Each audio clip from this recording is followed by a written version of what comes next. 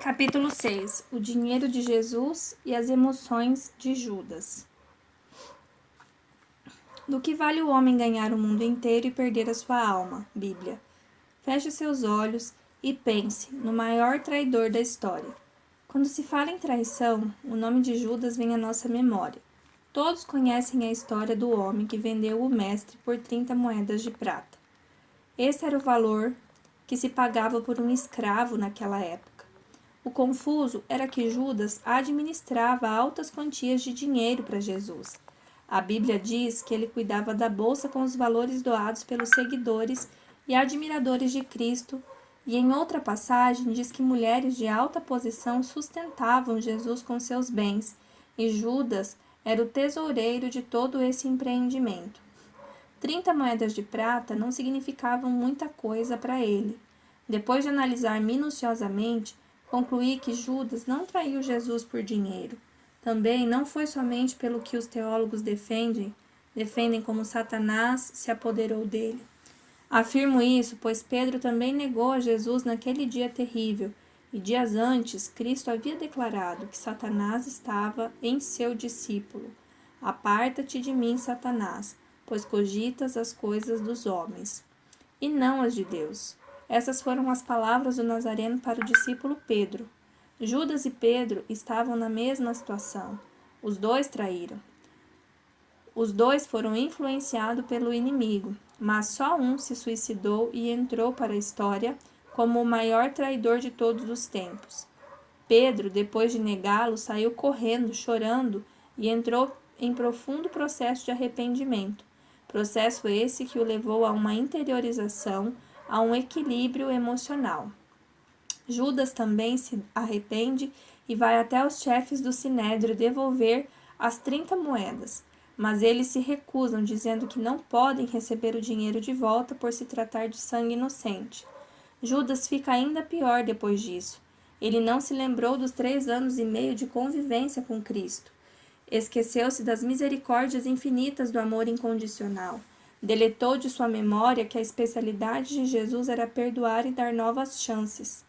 Trancado dentro de sua consciência ferida, tirou a própria vida. Já Pedro perdoou a si mesmo e lembrou do amor do Mestre. Ele considerou o Mestre do amor, já ressuscitado. Jesus aparece no mar da Galileia. Os discípulos estavam no barco, mas João, o discípulo mais íntimo de Cristo, reconhece-o. Pedro se joga ao mar e vai ao seu encontro. O sanguíneo pescador e discípulo chega até Cristo e começa a andar abraçado pela praia com ele. Desfrutam de um tempo juntos. Nesse dia, Jesus reedita a janela traumática de traição que estava aberta na mente de Pedro. Ele pergunta ao discípulo: Pedro, tu me amas? Pedro responde: Sim, mestre, eu te amo. Jesus completa: Então apacenta as minhas ovelhas. O mestre pergunta novamente: Pedro, tu me amas? Sim, mestre, eu te amo. E Jesus diz novamente: Então apacenta minhas ovelhas. Como que insistindo, Cristo faz a pergunta pela terceira vez: Pedro, tu me amas? Pedro fica exaltado e responde: Jesus, tu sabes todas as coisas. Tu sabes o que passa na mente de um homem e tu sabes muito bem que eu te amo. Jesus fez a pergunta 3 vezes e a teoria da inteligência multifocal de Augusto Cury, 2001, chama isso de reeditar as janelas traumáticas. Ele negou 3 vezes, mas por 3 vezes Jesus insistiu em perguntar, pois sabia que assim a mente humana poderia reeditar a dor da traição do passado, substituindo por uma missão mais nobre no presente. Entendeu o segredo? O homem que negou Jesus na frente de todos no dia de sua prisão, 40 dias depois, é nomeado líder da igreja pelo próprio Cristo. Já Judas não se deu a chance de ser restaurado. O emocional fora de ordem cortou sua vida pela metade.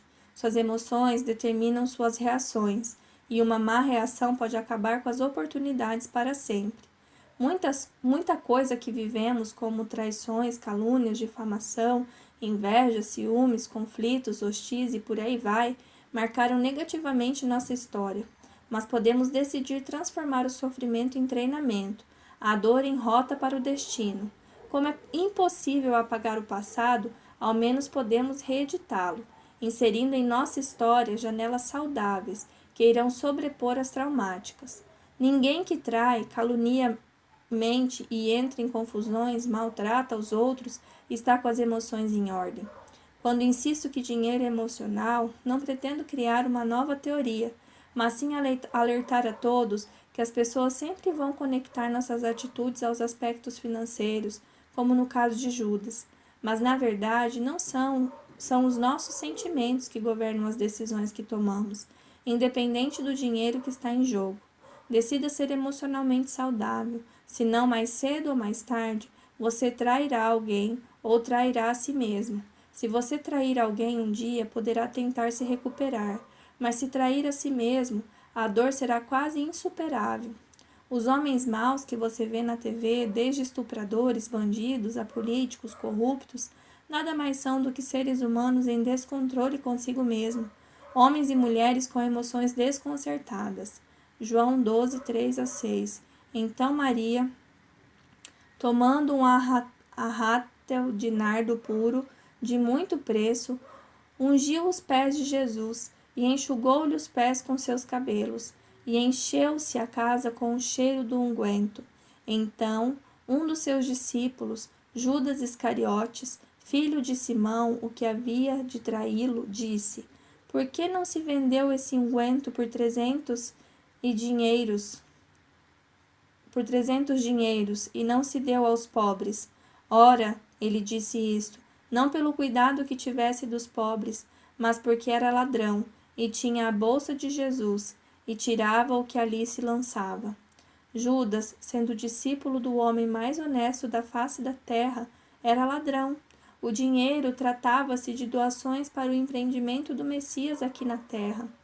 Mas este seguidor, que ainda iria traí-lo mais tarde, sentia-se no direito de pegar as escondidas. Não porque precisava, porque ele vivia com o mestre da provisão. Nada faltava, ao contrário, sobrava.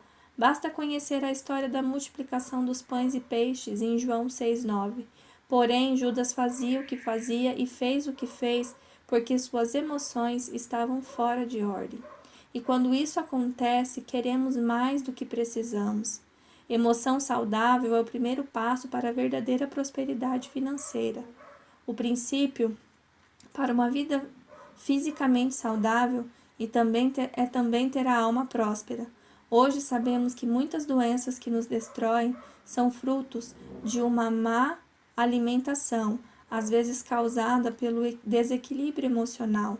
Psicossomatizamos muita coisa quando passamos por problemas. Adquirimos graves doenças por não aprendermos a digerir isso mental e sentimentalmente. Até para ter saúde física você precisa ser próspero na alma. Capítulo 7. Quem serve a quem? Aquele que acredita que o dinheiro pode fazer tudo, pode bem ser suspeito de fazer tudo por dinheiro. Benjamin Franklin.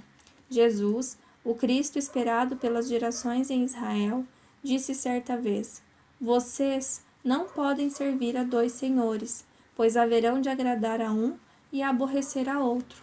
Vocês não podem servir a Deus e a Mamon, o Deus das riquezas.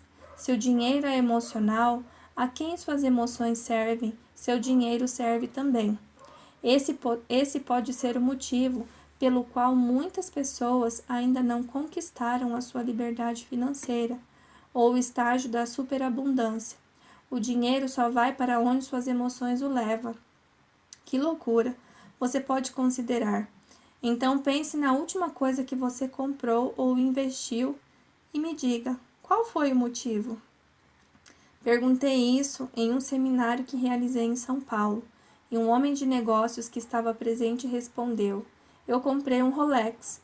Perguntei qual foi o motivo da compra, e ele disse: foi por necessidade, pois eu tinha uma reunião muito importante essa semana com investidores e senti a necessidade de estar muito bem apresentado. Então repliquei: Você quer dizer, na verdade, que o que fez você comprar o relógio foi a insegurança de não ser aceito ou respeitado por esses importantes homens da reunião, não foi? Ele refletiu, balançou a cabeça concordando comigo. Pedi para que ele falasse com as próprias palavras e ele respondeu: Tenho muito medo de não ser aceito. Eu continuei: Na verdade, há marcas 10 vezes mais baratas que te colocariam no nível de qualquer grande empresário. Mas suas emoções imploravam por aceitação, e toda essa situação de ter que se reunir com pessoas mais bem-sucedidas e influentes gerou muita insegurança. Quem sofre é o seu bolso, principalmente porque esse não era um sonho dele. Não existiu uma realização nessa compra. Foi apenas uma fuga do sentimento de insegurança. Você precisa, em caráter de urgência, saber quem está controlando quem está no comando. O dinheiro e suas emoções controlam você ou você ainda está no controle? Quem controla suas emoções governa você. Nós produzimos o que sentimos. Generosidade. Um dos fatores que apontam que o dinheiro é nosso servo é a generosidade. Homens e mulheres generosos não conhecem o vazio existencial. Dar é melhor do que receber, pois supre uma dimensão do ser humano que os teólogos denominam de espírito. Dar é espiritual, receber é natural. Os homens mais ricos do mundo são os maiores doadores. Você sabia? Warren Buffett, um americano conhecido como o guru dos investimentos, chegou a ser o homem mais rico do mundo há alguns anos. Então, ele decidiu doar sua fortuna para uma instituição de caridade. Foi seguido pelo também americano Bill Gates, o dono e fundador da Microsoft, que também doou sua riqueza a instituições. Ambos voltaram a ser os mais ricos do mundo anos depois. Eles descobriram que, se não fossem generosos, não iriam saciar a única dimensão do ser humano que o dinheiro não influencia: o espírito, a inteligência existencial. Ser grato pelo que tem e generoso, independente da quantidade que possui, são princípios imutáveis para ser feliz e completo. São armas que te levam a dirigir sua vida e a não ser controlado por ela. Quantidade certa. A chuva é boa ou ruim? É uma bênção ou uma maldição? Bom, depende da quantidade. Se chover pouco, os rios não vão encher, a colheita não será regada, faltará água em todo lugar. Mas se chover muito, as enchentes destruirão cidades inteiras, os rios transbordarão e afogarão o que estiver ao redor. Tudo pode ser destruído pela força das enxurradas. Procuro explicar em meus treinamentos que crise não é somente a falta de alguma coisa, pode ser o excesso também. Como vimos acima, com a falta de chuva você tem uma crise de seca, com o excesso de chuva você tem uma crise de alagamentos e deslizamentos. E quanto ao dinheiro, essa regra vale? Para muitas pessoas, ter pouco dinheiro é ruim, para outras, ter muito é a causa da destruição. Você conheceu alguma pessoa que se autodestruiu depois de enriquecer? Conhece a história dos ganhadores da Mega Sena? Já viu alguém desistir da família porque teve sucesso em algum empreendimento? Bom, não somos preparados para o pouco e nem para o muito. Somos seres humanos em construção, e se não formos treinados, não saberemos sobreviver nem com o pouco, nem com o muito. Investimento em tempo de crise. Em 2010, eu estava nos Estados Unidos conversando com um empresário de lá. A América estava passando por uma grande crise. 2 anos antes, o mercado havia quebrado. Houve uma grande crise financeira e imobiliária. Muitos escândalos surgiram. Mas este visionário falava sobre investir em imóveis na Flórida. Eu ri. Vejam a minha ignorância. E disse: qual maluco vai querer investir em um país que está quebrando? Ele respondeu: Tiago, a crise é o melhor momento de se investir. No momento em que todos estavam comprando, eu estava juntando. Agora que todos estão vendendo por menos da metade do preço normal, eu estou comprando. 3 anos depois, o patrimônio deste homem saltou para 20 vezes mais do que em 2010. Quando o dinheiro te serve, você tem controle absoluto sobre ele. Assim, mesmo que todos estejam comprando, você tem visão para saber que está no momento para tudo. Há tempo de comprar, tempo de vender, tempo de investir, tempo de guardar, tempo de semear, tempo de colher, tempos de paz e tempo de guerra. Somente com a alma próspera é possível ter equilíbrio tridimensional, corpo, alma e espírito alinhados com o seu propósito aqui na Terra. Assim é a felicidade.